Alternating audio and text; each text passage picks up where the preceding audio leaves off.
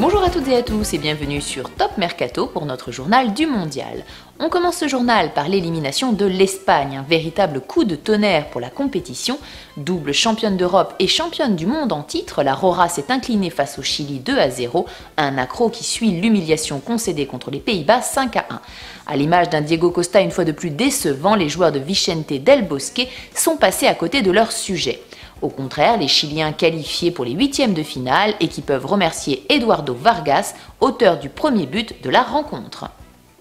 Dans ce groupe B, les Pays-Bas l'ont emporté avec beaucoup de difficultés face à une surprenante sélection australienne, 3-2.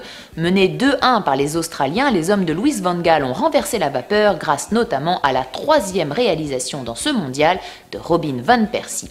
Enfin, le Cameroun est également éliminé de la Coupe du Monde après son lourd revers contre la Croatie 4-0 et donc 2 défaites en 2 matchs.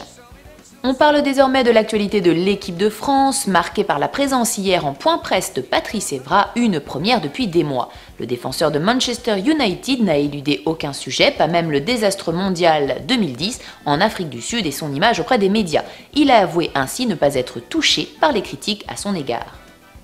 On passe désormais au programme des matchs du jour. À 18 h, la Colombie affronte la Côte d'Ivoire à Brasilia. À 21 h, l'Uruguay défie l'Angleterre à Sao Paulo. Et à minuit, le Japon et la Grèce se retrouvent à Natal. On termine avec une vidéo qui fait le buzz sur la toile, une parodie de la rencontre entre les Pays-Bas et l'Australie. Dans ce montage hilarant, Robben reprend le rôle de Forrest Gump, incarné au cinéma par Tom Hanks, prenant de vitesse toute la défense adverse pour inscrire un but. Rappelons que face à l'Espagne, le joueur du Bayern Munich est devenu le footballeur le plus rapide du monde. Merci à tous et à très bientôt.